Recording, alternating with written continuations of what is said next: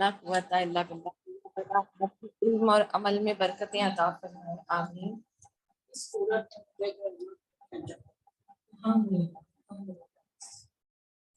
السلام علیکم ورحمۃ اللہ وبرکاتہ۔ کیا حال ہے آپ سب کا؟ اور جو میرے زوم کے ساتھی ہیں ان سب کا کیا حال ہے؟ اللہ تعالیٰ آپ سب کے لیے بھی آسانیاں فرمائے، آمین۔ نحمدہ ونصلی علی رسولہ الکریم، اما بعد، فاعوذ باللہ من الشیطان الرجیم، بسم اللہ الرحمن الرحیم، رب اشرح لی صدری ویسر لی امری واحلل عقدۃ من لسانی یفقهوا قولی واجعل لی وزیرا من اہلی اللہم فقہنا فی الدین، آمین یا رب العالمین۔ وأنزلنا فيها آيات بينات لعلكم تذكرون، الزانية والزاني فاجلدوا كل واحد منهما 100 جلدة ولا تأخذكم بهما رأفة في دين الله إن كنتم تؤمنون بالله واليوم الآخر وليشهد عذابهما طائفة من المؤمنين، الزاني لا ينكح إلا جزاک اللہ۔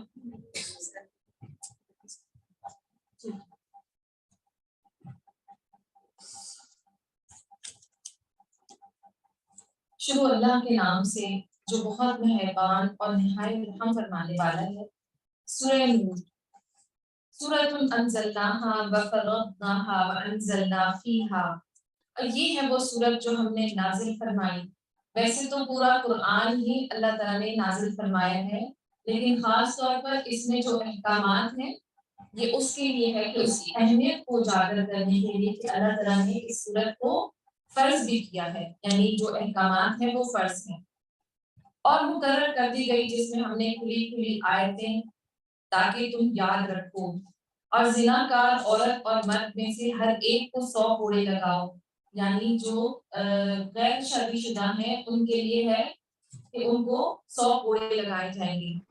نبی صلی اللہ علیہ وسلم نے فرمایا، زانی جس وقت زنا کرتا ہے وہ مومن نہیں ہوتا، اور حدیث میں آتا ہے کہ رسول صلی اللہ علیہ وسلم نے فرمایا، میرے پاس 2 آدمی آئے اور انہوں نے میرا بازو پکڑا اور مجھے ایک دشوار گزار پہاڑ کے پاس لے گئے، تو وہاں کچھ لوگ تھے اور وہ بری طرح پھولے ہوئے تھے اور ان سے بیت الخلاء کی طرح غلیظ بو آ رہی تھی۔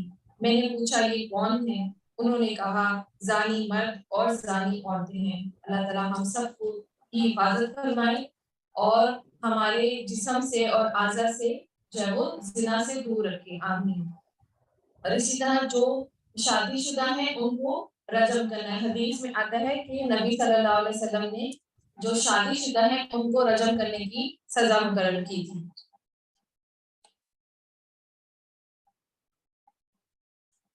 اور ان پر اللہ کی شریعت کی حد جاری کرتے ہوئے تمہیں ہرگز نہ کھانا چاہیے اگر تم اللہ پر اور قیامت کے دن پر ایمان رکھتے ہو، یعنی ترس نہیں آپ نے کھانا کہ جو زنا کرتا ہے تو اس پر ترس نہیں بالکل بھی کھانا، اور ان کی سزا کے وقت مسلمانوں کی ایک جماعت موجود ہونی چاہیے تاکہ جو ہے وہ عبرت حاصل کر سکیں۔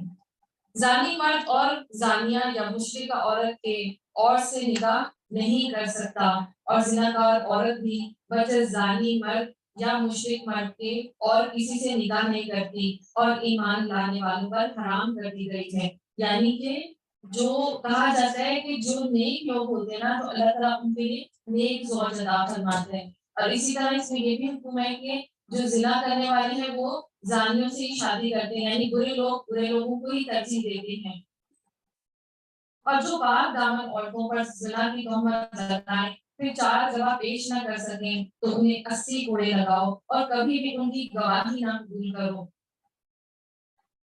رسول صلی اللہ علیہ وسلم نے فرمایا، جس شخص نے کسی مومن کے بارے میں کوئی ایسی بات کہی جو اس میں نہیں تھی اور اس بات سے اس کو بدنام کیا تو اللہ اسے جہنمیوں کی پیٹ میں ڈالے گا اور وہ اس بات کا مستحق رہے گا یہاں تک کہ وہ اپنی بات سے باز آ جائیں۔ اور حدیث میں آتا ہے کہ بے شک سب سے بڑا سود یہ ہے کہ انسان ناحق کسی مسلمان کی عزت سے کھیلے، اور تہمت لگانے والوں کو قیامت کے دن بھی کوڑے لگائے جائیں گے۔ یعنی آپ دیکھیں کہ جو جوان لڑکیاں ہوتی ہیں تو ہم اب سمجھتے ہیں کہ ہمارا فرض ہے کہ ہم ان کے اوپر نظر رکھیں اور ان کے بارے میں دوسرے لوگوں کو بتائیں، تو یہاں پہ جو ایسی بات جو کر دیتا ہے نا، اور اگر وہ گواہ پیش نہیں کرتا تو اس کے لیے 80 کوڑے ہیں۔ اور آپ دیکھیں کہ دنیا میں تو شاید ہی کسی کو اس طرح کی سزائیں ملتی ہیں، لیکن پھر ان کو جہنم میں 80 کوڑے لگائے جائیں گے۔ اللہ تعالیٰ ہم سب کو دوسروں کی عزتوں سے کھیلنے سے بچائے، آمین۔ اور یہ کون لوگ ہیں؟ وَأُولَٰئِکَ هُمُ الْفَاسِقُونَ، یعنی ان لوگوں کی جو ہے نا وہ گواہی کبھی بھی نہیں قبول کی جائے گی اگر وہ جھوٹے ہوئے۔ اور دوسرا کہ اللہ تعالیٰ نے فرما دیا کہ یہی لوگ فاسق ہیں۔ ہاں، جو لوگ توبہ کر لیں اور اصلاح کر لیں، إِلَّا الَّذِينَ تَابُوا مِن بَعْدِ ذَلِكَ وَأَصْلَحُوا فَإِنَّ اللَّهَ غَفُورٌ رَحِيمٌ، تو اس کے بعد توبہ اور اصلاح کر لیں تو اللہ بخشنے والا اور مہربانی فرمانے والا ہے۔ اور جو لوگ اپنی بیویوں پر بدکاری کی تہمت لگائیں اور ان کا گواہ بجز خود ان کی ذات کے نہ ہو، تو ایسے لوگوں میں ہر ایک کا ثبوت یہ ہے کہ 4 مرتبہ، یعنی جو زنا کے لیے اگر آپ نے کسی کو دیکھا ہے تو 4 لوگوں کو اپنے ساتھ، یعنی 3 مزید آپ اپنے ساتھ جو ہے وہ گواہ کے طور پر پیش کریں۔ لیکن اگر کسی مرد نے اپنی بیوی کو دیکھا ہے زنا کرتے ہوئے اور وہ کوئی گواہ بھی نہیں پاتا، تو اس میں پھر وہ لعان کی جو ہے نا وہ آتی ہے سزا، کہ وہ دونوں ایک دوسرے کے اوپر 4 دفعہ لعنت کریں کہ اگر میں جھوٹا تو مجھ پر اللہ کی لعنت، اور پھر 5ویں دفعہ جو ہے وہ یہ کہیں گے تو پھر اس کے بعد ان کے اندر جدائی ہو جائے گی، اور پھر بیوی بھی کہے گی کہ اگر میں جھوٹی ہوں تو مجھ پر اللہ کی لعنت، کیونکہ ان دونوں کے لیے کوئی گواہ جو ہے وہ موجود نہیں ہے۔ اگر کسی نے دیکھا ہی نہیں ہے، صرف شوہر نے اپنی بیوی کو دیکھا ہے، تو ان ایسے میں سے ہر ایک کا ثبوت یہ ہے کہ 4 مرتبہ اللہ کی قسم کھا کر کہے کہ وہ سچوں میں سے ہے، اور 5ویں مرتبہ کہے کہ اس پر اللہ کی لعنت اگر وہ جھوٹوں میں سے ہو۔ اور اس عورت سے سزا اس طرح دور ہو سکتی ہے کہ وہ بھی، یعنی اس کو سزا نہیں ملے گی اگر وہ یہ کہہ دے گی کہ میں سچی ہوں، اور 4 مرتبہ اللہ کی قسم کھا کر کہے یقیناً اس کا مرد جھوٹ بولنے والوں میں سے ہے، اور 5ویں دفعہ کہے کہ اس پر اللہ کا غضب ہو تو اس کا خامد سچوں میں سے ہو، اور اس طرح پھر جو قاضی ہے وہ ان دونوں میں جدائی ڈال دیتے ہیں۔ اب یہاں پہ جو ہے وہ واقعہ اس کے بارے میں ہے کہ حضرت عائشہ رضی اللہ تعالیٰ نبی صلی اللہ علیہ وسلم کے ساتھ جو ہے وہ قافلے میں جا رہی تھی، تو انہیں قضاء حاجت جو ہے وہ محسوس ہوئی، اور اس کے بعد وہ وہاں چلی گئی، اور قافلہ جو ہے وہ، اور وہ بہت دبلی پتلی سی تھی، تو ان کو کسی کو پتہ نہیں چلا کہ وہ اپنے اس میں موجود ہیں اونٹ کے اوپر۔ تو وہ جو ہے نا بعد میں حضرت جو ہے وہ ایک صحابی کا مجھے نام یاد نہیں آ رہا، ہاں صفوان بن معطل جو تھے، تو وہ جو قافلے کی جو بچی کچی چیزیں ہوتی تھی نا، پیچھے پیچھے دیکھتے ہوئے آتے تھے، جیسے گارڈنگ کرتے آتے تھے، تو انہوں نے ان کو دیکھ لیا، اس وقت پردے کا حکم نازل نہیں ہوا تھا، تو وہ ان کو پہچان گئے اور انہوں نے اپنا جو اونٹ تھا وہ ان کے آگے پیش کر دیا۔ تو جب وہ واپس جب مدینہ آئے تو لوگوں نے، خاص طور پہ عبداللہ بن ابی نے ان پر بہتان لگایا اور الزام لگایا کہ نبی صلی اللہ علیہ وسلم کی جو بیوی ہے حضرت عائشہ، وہ جان بوجھ کر جو ہے وہ پیچھے رکی ہیں اور اس طرح زنا کی ان پر تہمت لگائی۔ تو یہاں پہ اسی واقعے کا ذکر ہے۔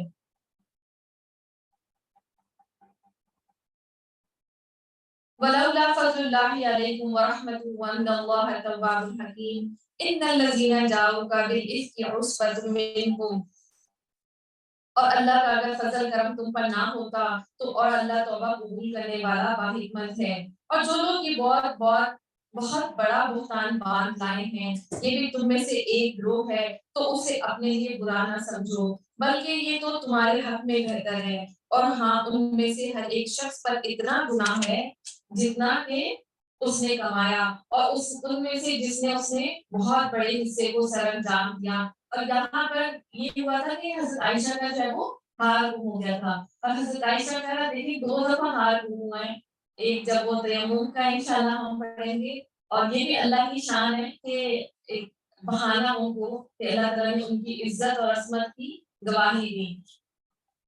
اور اس نے کمایا ہے ان میں سے جس نے اس کے بہت بڑے حصے کو سر انجام دیا اس کے لیے عذاب بھی بہت بڑا ہے، یعنی عبداللہ بن ابی جس نے اس سب کو کیا تھا۔ اسے سنتے ہی مومن مردوں اور عورتوں نے اپنے حق میں نیک گمانی کیوں نہ کی اور کیوں نہ کہہ دیا یہ تو کھلا کھلا صریح بہتان ہے، یعنی اور آپ دیکھیں کہ اکثر لوگ جیسے گھر میں بھی ایسے ہوتا ہے کہ 2 3 آپس میں عورتیں ہوتی ہیں، ایک عورت آ کے کہتی ہے تمہارے بارے میں نا وہ فلانی عورت ایسے کہہ رہی تھی، تو حالانکہ جو ہے نا اس جو مومنوں کو کیا چاہیے کہ ہر بات کی تصدیق کر لیا کریں۔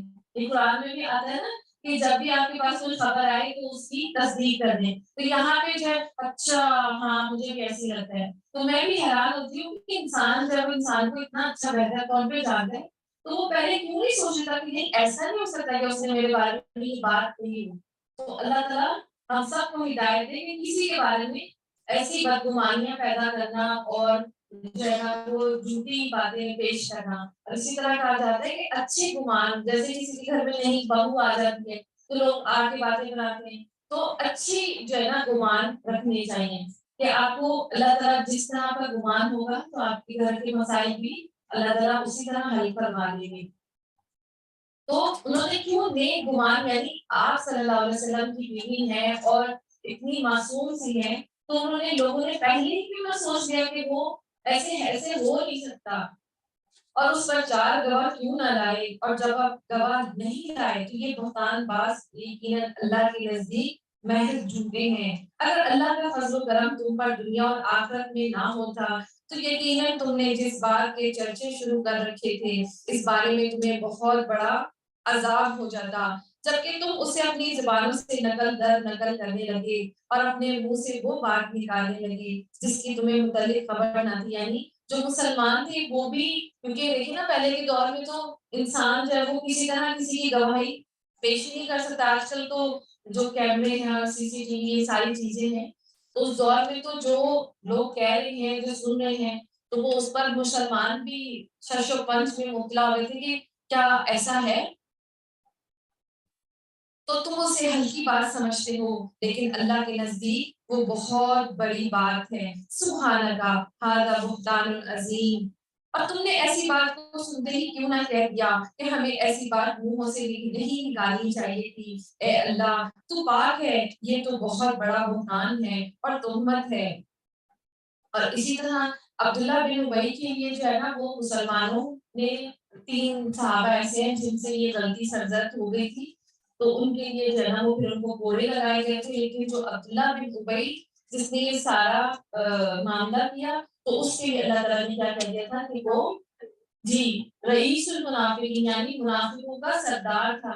یہ وہی ہے کہ یہ اتنے پروپیگنڈے کرتا تھا کہ جب جنگ میں بھی تو اس نے 300 صحابہ کو جو ہے نا وہ کر دیا تھا، پھر یہ وہی ہے جب جنگ تبوک کے موقع پہ جب سب کو نکلنے کا حکم دیا تو اسی نے کہا تھا کہ اتنی گرمی ہے اور کیا آپ اتنے جو ہے نا وہ ان سے لڑنے جا رہے ہیں رومی سلطنت سے، تو یعنی وہ کہتا تھا کہ ایمان جو ہے نا لوگوں کے وہ ہو جائے۔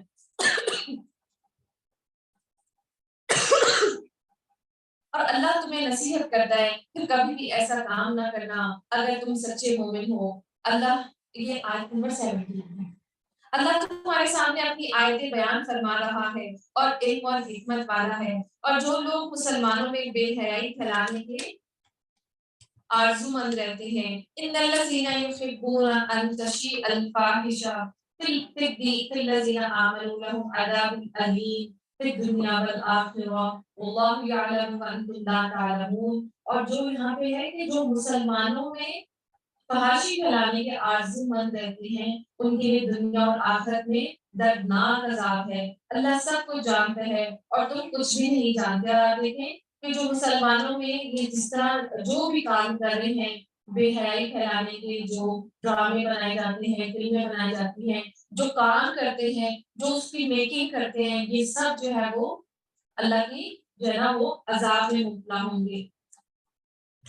اور اسی طرح جو لوگ مسلمانوں میں حیا کے جو ہے نا وہ اس کو عام کرتے ہیں، حیا کو پھیلاتے ہیں، تو اللہ تعالیٰ پھر ان کے لیے رحمت کا باعث بنے گا۔ اور اگر تم پر اللہ کا فضل اور اس کی رحمت نہ ہوتی اور یہ کہ اللہ بڑی شفقت رکھنے والا اور مہربان ہے، یعنی یہ معاملہ اگر اللہ واضح نہ کرتا تو انسان جو ہے وہ بڑی مشکل میں پڑ جاتے. اور پھر نبی صلی اللہ علیہ وسلم کی بیوی کے اوپر یہ بات ہے تو اس وجہ سے یہ اللہ کا بہت بڑا فضل ہے. اور ایمان والوں شیطان کے قدم پر قدم نہ چلو. جو شخص شیطانی قدموں کی پیروی کرے تو وہ بے حیائی اور برے ہی کاموں کا حکم دیتا ہے. اور اسی طرح نبی صلی اللہ علیہ وسلم نے فرمایا اللہ بے حیائی پسند نہیں کرتا. بے حیائی سے اور بے حیا سے تلاش کرنے والے بغض رکھتا ہے اور قیامت اس وقت تک قائم نہیں ہوگی جب تک ہر طرف فحش اور تک جو ہے نا فحش عام نہ ہو جائے. بدتکلف فحش یعنی ہر کھلا فحاشی ہوگی. اور اسی طرح حدیث میں آتا ہے بے شک بے حیائی اور فحش گوئی سے اسلام کا کوئی تعلق نہیں اور اسلام کے اعتبار میں لوگوں میں سب سے اچھا شخص وہ ہے جس کا اخلاق جو ہے وہ سب سے عمدہ ہو. اور آپ دیکھیں حیا کس کو کہتے ہیں؟ شرم حیا. اور اسی طرح حضرت عثمان کے بارے میں آتا ہے کہ وہ اتنے جو ہے نا وہ بے حیائی ان کے اندر اتنی حیا تھی کہ فرشتے بھی ان سے حیا فرماتے تھے. اور اسی طرح اگر حیا کو میں آپ کو سمجھانا چاہوں آسان الفاظ میں وہ یہ ہے کہ دل میں جب اللہ کے حکموں کی نافرمانی ہو رہی ہے اور آپ کے دل میں کسی کڑھن اور جلن کا پیدا ہونا حیا ہے کہ لوگ جو ہے وہ بے حیائی کر رہے ہیں اصل میں اللہ کی نافرمانی کر رہے ہیں. تو آپ کے دل میں جس چیز کا احساس پیدا ہوتا ہے وہ ہے حیا. اور اگر جو ہے وہ اسی طرح اللہ کی فرما برداری ہو رہی ہے اور آپ کا دل جو ہے وہ سکون میں ہے تو یہ ہے حیا. ٹھیک ہے.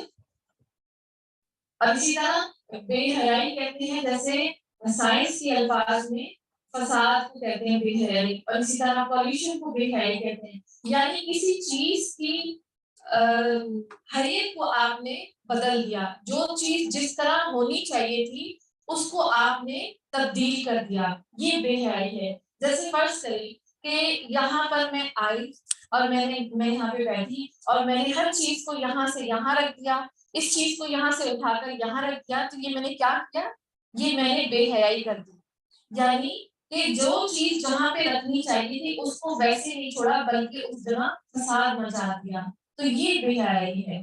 تو اللہ تعالیٰ ہم سب کو ہدایت دے کہ یہ چیزیں سیکھنے اور سمجھنے کی. اور اسی طرح کہا جاتا ہے کہ کسی جگہ اگر آپ خوشبو لگا کر جائیں اور وہ خوشبو جو ہے وہ پوری جگہ پھیل جائے تو یہ بھی آپ نے اس جگہ اس ہوا میں تبدیلی کر دی. تو یہی تو پولوشن اور یہی بے حیائی ہے اور یہی یہ فساد ہے. فساد فی الارض.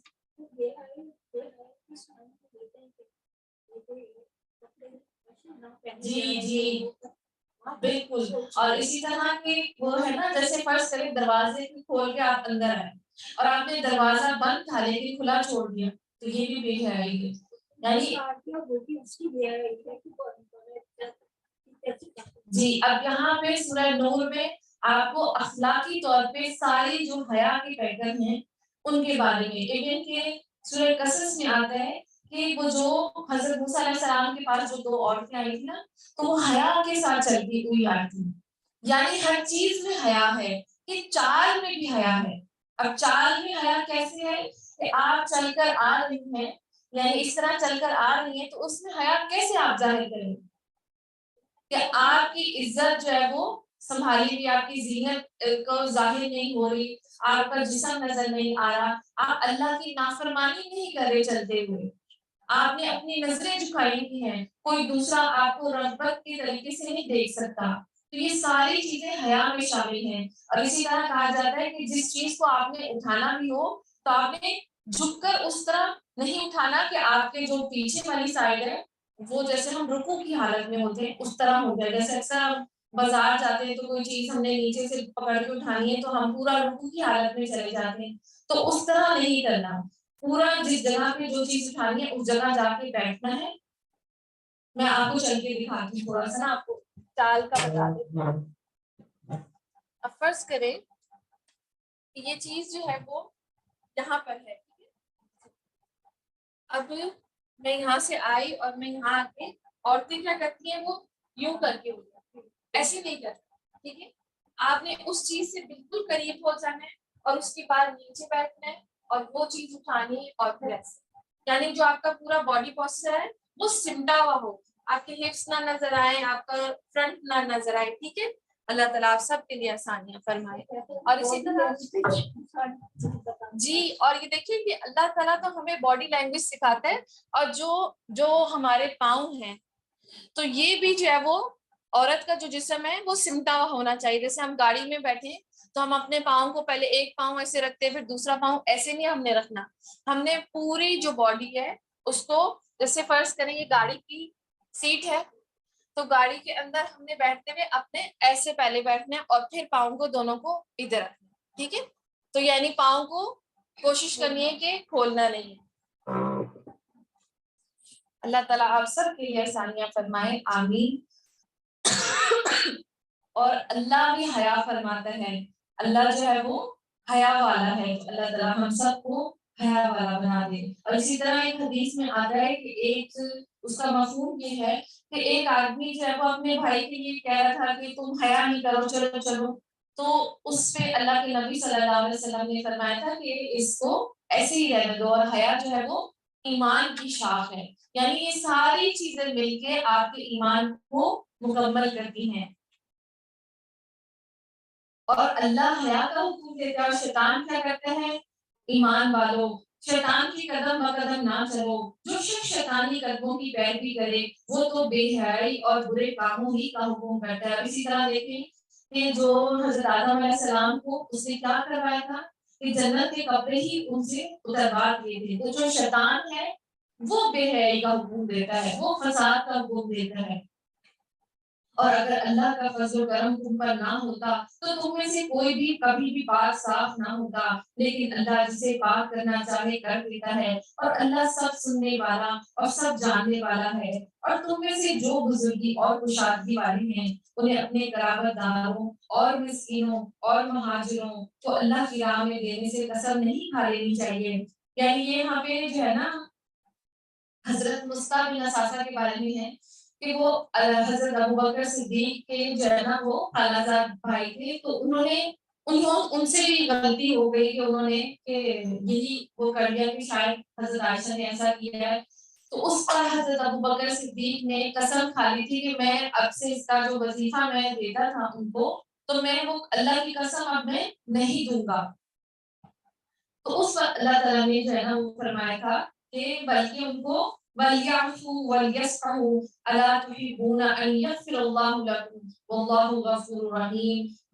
اللہ تعالیٰ نے کیا فرمایا؟ بلکہ معاف کر دینا چاہیے اور درگزر کر لینا چاہیے. یعنی کہ معاف کر دینا اور درگزر کر دینا. کیا تم نہیں چاہتے کہ اللہ تمہارے قصور معاف فرما دے؟ یعنی حضرت ابوبکر صدیق سے اللہ تعالیٰ نے پوچھا تھا کہ کیا تم نہیں چاہتے؟ تو اس پر حضرت ابوبکر صدیق نے اپنی قسم کا کفارہ ادا کیا اور پھر انہوں نے ان کا جو وظیفہ تھا وہ جاری رہنے دیا. اللہ قصور کو معاف فرمانے والا اور مہربان ہے. اور جو لوگ پاک دامن بھولی بھالی بے با ایمان عورتوں پر تہمت لگاتے ہیں وہ دنیا اور آخرت میں ملعون ہے اور ان کے لیے بڑا بھاری عذاب ہے. اور اسی طرح یہ اس وقت تو حضرت عائشہ کے بارے میں اور اس وقت تمام مومنوں کے بارے میں کہ جو مومن عورتوں پر بھولی بھالی پر تہمت لگاتے ہیں تو وہ اللہ ان کے لیے بھاری عذاب رکھے گا. اور جس دن ان کے مقابلے میں ان کی زبانیں اور ان کے ہاتھ پاؤں اور ان کے اعمال کی گواہی دیں گے، اس دن اللہ انہیں پورا پورا بدلہ حق اور انصاف کے ساتھ دے گا اور وہ جان لیں گے کہ اللہ ہی حق ہے اور وہی ظاہر کرنے والا ہے. اور یہاں پہ والمحصنات الغافلات، اور آپ دیکھیں جو حضرت عائشہ تھی اس کے بارے میں تو حدیث میں آتا ہے کہ وہ تو بکری کو جو ہے نا وہ آٹا گوندتی تھی اور اس کے بعد بکری ان کا آٹا کھا جاتی تھی، یعنی وہ اتنی معصوم تھی. اور پچھلے دنوں میں نے ایک اور حدیث جو ہے وہ پڑھی تھی، اس کا مفہوم یہ ہے کہ حضرت عائشہ کے پاس 1,00,000 دینار ہے تو وہ سارا انہوں نے جو ہے وہ صدقہ کر دیا. تو ان کی جو لونڈی تھی تو انہوں نے کہا کہ آپ جو ہے وہ افطاری کے لیے کچھ رکھتے تھی، تو انہوں نے کہا آپ مجھے یاد دلا دیتی. یعنی وہ اتنی معصوم تھی کہ انہیں یہ بھی یاد نہیں تھا کہ میرا روزہ میں اس میں سے کچھ پیسے اپنے لیے رکھوں، یعنی اتنی بھولی بھالی تھی وہ. اور اسی طرح جب وہ نبی صلی اللہ علیہ وسلم سے جب ان کی شادی ہوئی تو وہ کھیلتی ہوتی تھی، اور کیا کہتے ہیں وہ جو ہے نا حضرت سلیمان علیہ السلام کے پاس گھوڑا بھی تھا، تو جس پہ پر لگائے ہوئے تھے انہوں نے کہا کہ حضرت سلیمان علیہ السلام کے گھوڑے کے بھی پر تھے، تو یعنی معصوم سی تھی. اور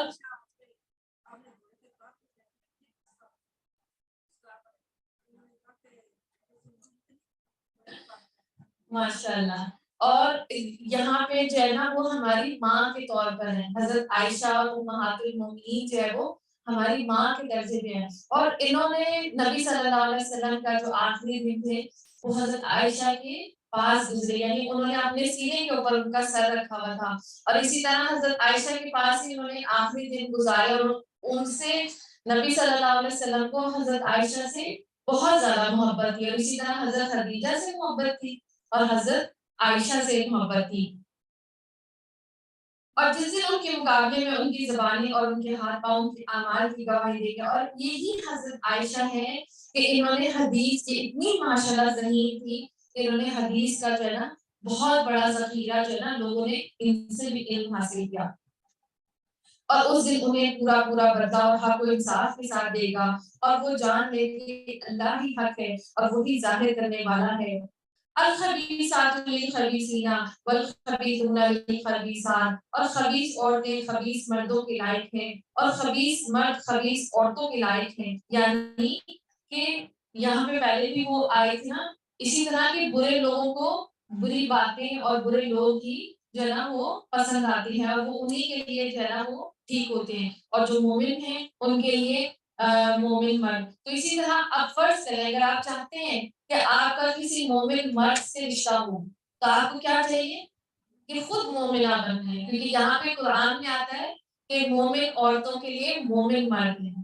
تو آپ نے بہت سارے عورتیں ہیں وہ شک کرنے لگ جاتی ہیں اپنے میاں پہ، اگر کوئی وہ ایسی جاب کرتے ہیں یا کہیں اسکولوں میں پڑھاتے ہیں تو پھر آپ نے صرف اپنے جو ہے نا اپنے آپ کو ٹھیک کرنا ہے. اگر آپ میں کوئی خرابی ہے تو پھر وہاں پہ بھی خرابی پیدا ہوگی، کیونکہ یہاں پہ کیا آ گیا مشرک مرد اور زانی مرد وہ کس کے لیے ہے؟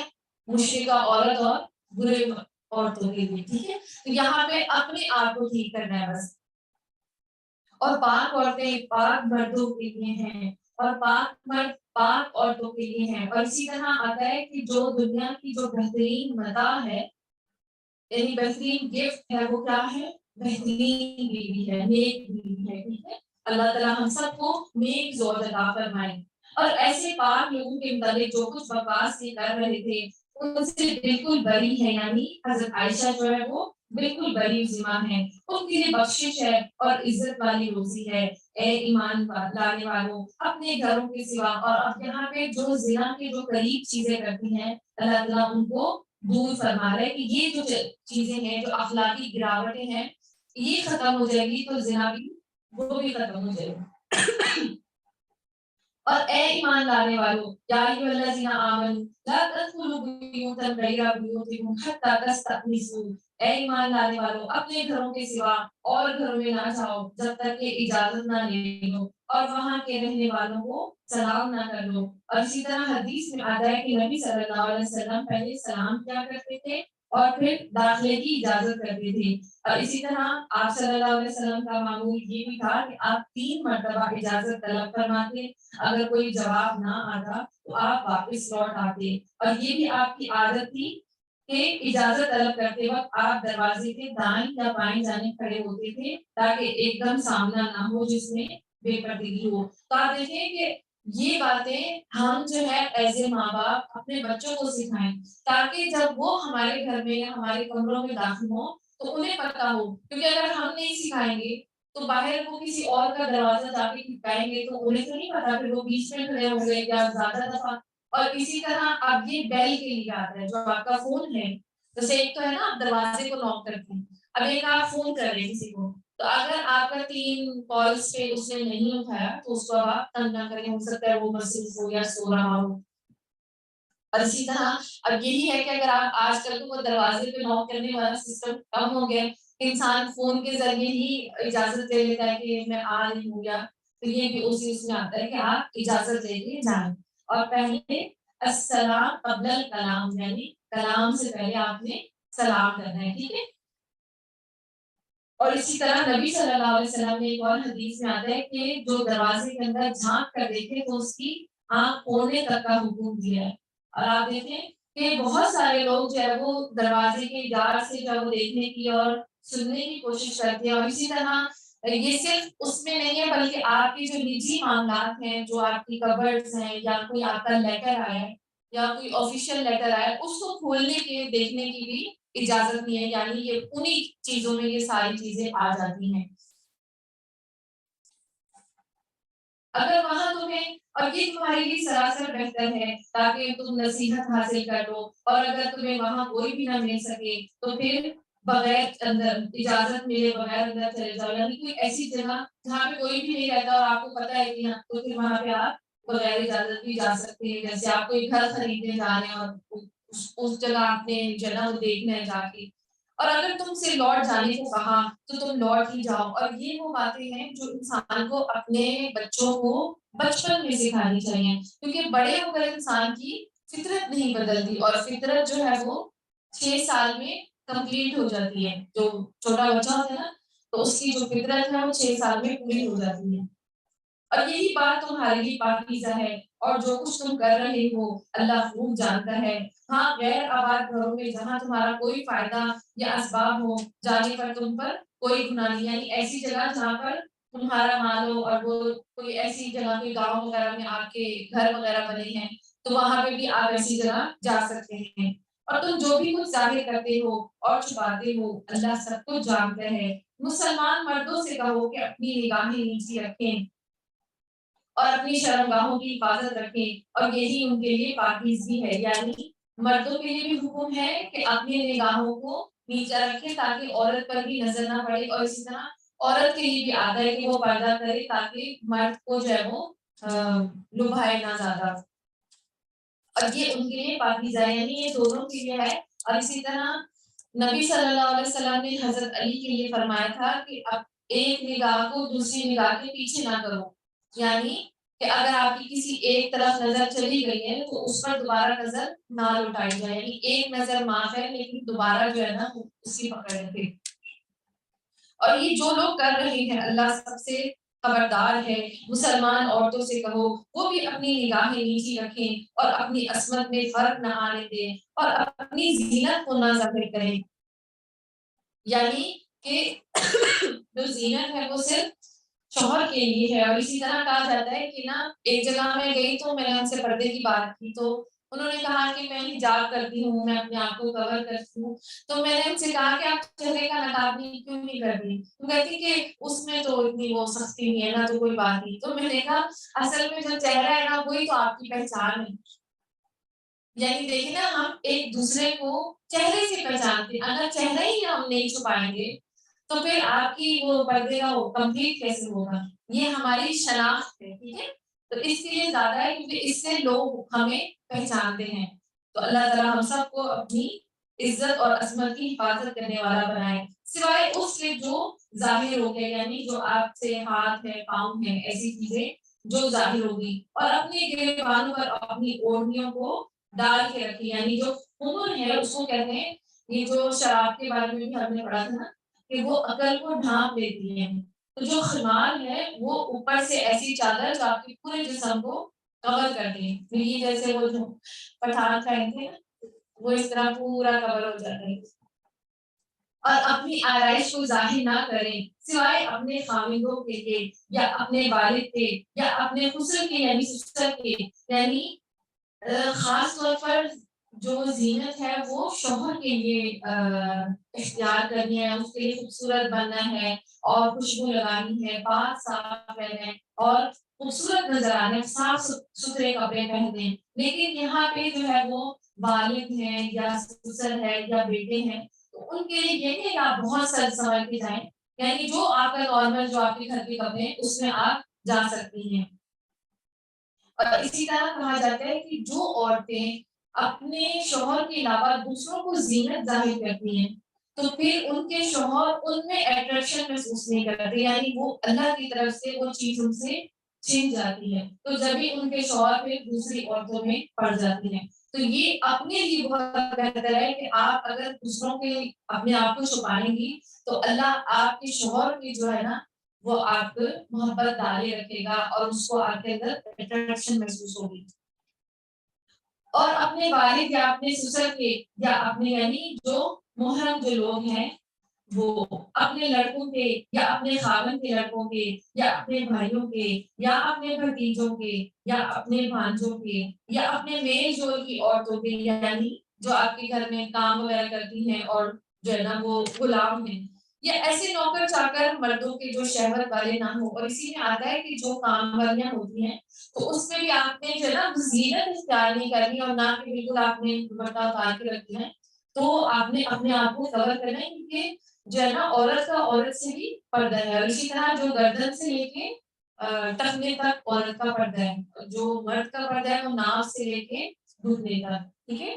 تو اسی طرح کچھ لوگ جو ہے وہ اس چیز میں غلط کام بھی کرتے ہیں. کچھ لوگ جو ہے وہ ویکسنگ وغیرہ کرواتے ہیں, باڈی ویکسنگ کرواتے ہیں اپنے کام والیوں سے, تو یہ بھی جائز نہیں ہے. اور اسی طرح یہ لوگ کہتے ہیں کہ جب ہم ڈلیوری ہوتی ہے تو اس میں ڈاکٹر بھی تو ہمیں دیتا ہے, تو وہ مجبوری کا کیس ہے. یہاں پہ کوئی مجبوری نہیں ہے. ٹھیک ہے. اللہ تعالیٰ ہم سب کو جو ہے وہ حیادار بنا دے.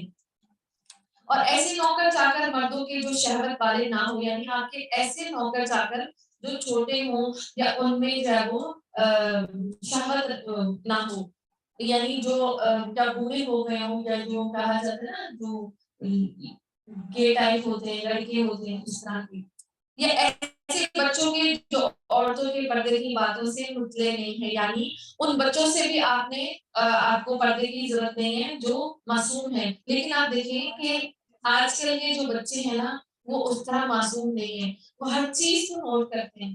تو کل ایسے میرا بیٹا, میں آپ کو حالانکہ وہ کتنے سال کا, 8 سال کے, تو میری بیٹی ایسے نہ تیار ہو کے وہ شیشے میں دیکھ رہی تھی, تو اس نے اپنے بالوں کو نہ ایسے کر کے پیچھے گھمایا.